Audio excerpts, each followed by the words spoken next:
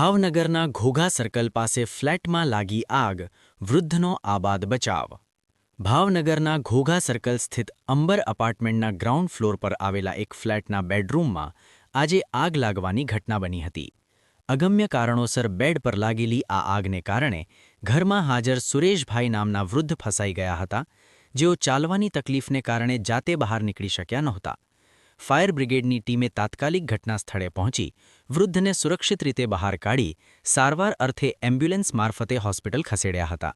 પ્રાથમિક તપાસમાં બેડ પાસે રાખેલા દીવાને કારણે આગ લાગી હોવાનું અનુમાન વ્યક્ત કરવામાં આવ્યું છે.